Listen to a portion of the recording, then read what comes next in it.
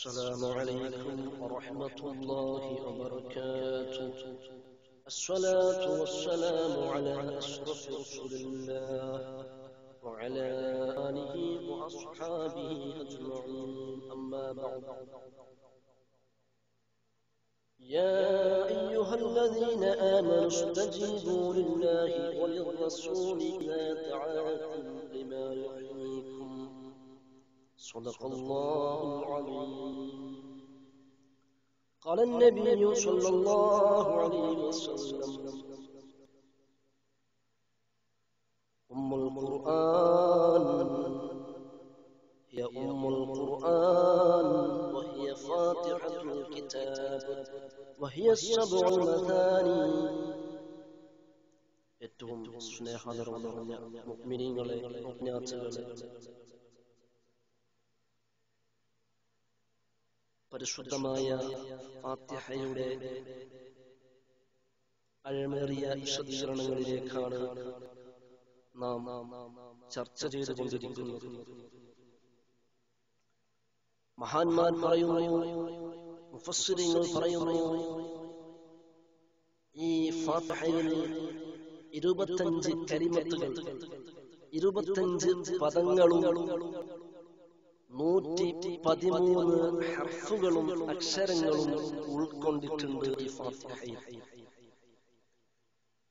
മഹാനായ ഇബ്നു മസ്ഊദ് റളിയല്ലാഹു അൻഹുവിനോട് ഒരാൾ ചോദിച്ചു, അല്ല ഇബ്നു മസ്ഊദ് തങ്ങളെ, നിങ്ങളുടെ മുസ്ഹഫിൽ നിങ്ങൾ ഫാത്തിഹയെ എഴുതിയിട്ടില്ലല്ലോ, ഫാത്തിഹ ഉൾപ്പെടുത്തിയിട്ടില്ലല്ലോ എന്ന് ഇബ്നു മസ്ഊദ് തങ്ങളോട് ഒരാൾ വന്ന് ചോദിച്ചപ്പോൾ മഹാനായ ഇബ്നു മസ്ഊദ് റളിയല്ലാഹു അൻഹു പറയുന്നു, ഞാൻ ഫാത്തിഹയെ മനഃപൂർവ്വം ഒഴിവാക്കിയതാണ്. ഞാനെങ്ങാനും ഫാത്തിഹയെ എഴുതിയിരുന്നുവെങ്കിൽ ഓരോ സൂറത്തിനും ഒരു ഫാത്തിഹ എഴുതേണ്ടി വരുമായിരുന്നു. അഥവാ എനിക്ക് ഒരു ഫാത്തിഹയിൽ ഒതുക്കാൻ കഴിയില്ല. എന്നിട്ട് അദ്ദേഹം പറയുന്നു, ഖുർആനിൽ സൂറത്തുൽ ഫാത്തിഹ എന്ന് പറഞ്ഞാൽ ജനങ്ങളുടെ ഹൃദയങ്ങളിൽ മനഃപ്പാഠമാക്കേണ്ട ഒന്നാണ്, അത് എഴുതേണ്ട ഒന്നല്ല. മറ്റൊരു ഹദീസിൽ കാണാം, മഹാനായ ഇമാം ബുഖാരി തങ്ങൾ റിപ്പോർട്ട് ചെയ്ത ഹദീസിൽ അബൂ സഈദ് ഇബ്നുൽ മുഅല്ല റളിയല്ലാഹു അൻഹു വിശദീകരിക്കുന്നു. അദ്ദേഹം പറയുന്നു, നബി സ്വല്ലല്ലാഹു അലൈഹി വസല്ലമ തങ്ങൾ എന്നെ വിളിച്ചു. അദ്ദേഹം പറയുന്നു, ഇന്നി കുന്തു ഉസല്ലി, ഞാൻ നിസ്കരിക്കുകയായിരുന്നു. നിസ്കാര സമയത്ത് നബി സ്വല്ലല്ലാഹു അലൈഹി വസല്ലമ തങ്ങൾ എന്നെ വിളിച്ചു. പക്ഷേ അദ്ദേഹം പറയുന്നു, ഫലം ഉജിബുഹു, നിസ്കാര സമയമായതുകൊണ്ട് ഞാൻ ഉത്തരം കൊടുത്തില്ല. നിസ്കാരം കഴിഞ്ഞിട്ട് റസൂലുള്ളാഹിന്റെ ഹദറത്തിലേക്ക് പോയപ്പോൾ അല്ലാഹുവിന്റെ റസൂൽ ചോദിക്കുന്നു, ഞാൻ വിളിച്ചപ്പോൾ എന്തുകൊണ്ട് നീ വന്നില്ല? അദ്ദേഹം പറഞ്ഞു, നബിയേ, ഇന്നി കുന്തു ഉസല്ലി, ഞാൻ നിസ്കരിക്കുകയായിരുന്നു നബിയേ. റസൂലുള്ളാഹി തിരിച്ചു പറയുന്നു, അലം യഖുലില്ലാ, പരിശുദ്ധ ഖുർആനിൽ അല്ലാഹു പറഞ്ഞതറിയില്ലേ, യാ അയ്യുഹല്ലദീന ആമനൂ ഇസ്തജീബൂ ലില്ലാഹി വലിർറസൂലി ഇദാ ദഅാകും ലിമാ യുഹ്യീകും.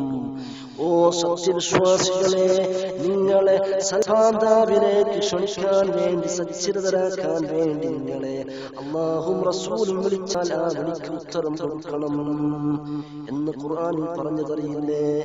എന്നിട്ട് റസൂലുള്ളാഹി അരികിലേക്ക് അടുക്കുന്നു. നബി തങ്ങൾ പറയുന്നു, അല്ല സഈദേ, നിനക്ക് ഞാൻ ഖുർആനിലെ ഏറ്റവും മഹത്വമേറിയ സൂറ പറഞ്ഞു തരട്ടെയോ?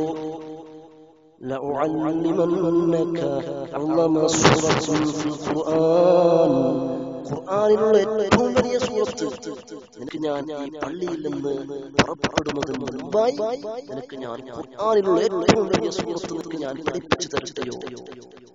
ആ സഈദ് റളിയല്ലാഹു അൻഹു പറയുന്നു, ഞാൻ പറഞ്ഞു, അതേ ബലാ യാ റസൂലുള്ളാഹ്, റസൂലേ എനിക്ക് പഠിപ്പിച്ചു തരണം. എന്നിട്ട് നബി തങ്ങൾ അങ്ങനെ പറഞ്ഞത്, നബി തങ്ങൾ എന്റെ കൈ പിടിച്ച് പള്ളിയിൽ നിന്ന് പുറത്ത് പോവാൻ നേരത്തെ ഞാൻ ചോദിച്ചു, നബിയെ, നബിയല്ലേ പറഞ്ഞത് എനിക്ക് ലഅഅല്ലിമന്നക അഅ്ളമ സൂറത്തുൻ മിനൽ ഖുർആൻ ഖബല അൻ തഖ്റുജ മിനൽ മസ്ജിദ്. പള്ളിയിൽ നിന്ന് പുറപ്പെടുന്നതിന് മുമ്പ് ഏറ്റവും മഹത്വമേറിയ സൂറ, ഖുർആനിലുള്ള ഏറ്റവും ഉന്നതമായ സൂറ എനിക്ക് പഠിപ്പിച്ചു തരാമെന്ന് നബിയെ അങ്ങ് പറഞ്ഞില്ലേ. ഏതാണ് ആ സൂറ നബിയെ? നിങ്ങൾ പറയുന്നു അതെ ഞാൻ പറഞ്ഞു. നഅം, അതെ, അത് മറ്റൊന്നുമല്ല അൽഹംദുലില്ലാഹി റബ്ബിൽ ആലമീൻ ഹിയ സബ്ഉൽ മസാനി വൽ ഖുർആനുൽ അദീമുൽ ലദീ ഊതീതു. അത് മറ്റൊന്നുമല്ല സഈദേ, അത് അൽഹംദുലില്ലാഹി റബ്ബിൽ ആലമീൻ എന്ന് തുടങ്ങുന്ന ആ സൂറയാണ്. അതെനിക്ക് ലഭിച്ച ഖുർആനാണ്. അത് സബ്ഉൽ മസാനിയാണ്. ആയത്തുള്ള എല്ലാ നിസ്കാരത്തിലും എല്ലാ റക്അത്തിലും ആവർത്തിച്ച് പാരായണം ചെയ്യുന്ന ഒരു സൂറയാണല്ലോ. അത് തന്നെയാണ് ഞാൻ പറഞ്ഞത്. അപ്പോ മഹാന്മാർ പറയുന്നു, മുഫസ്സിറുകൾ പറയുന്നു, ഈ ഹദീസ് ആണ് തെളിവ്. ഖുർആനിലുള്ള ഏറ്റവും വലിയ സൂറ അത് സൂറത്തുൽ ഫാത്തിഹ ആണെന്നതിനുള്ള തെളിവ് ഈ ഹദീസാണ്.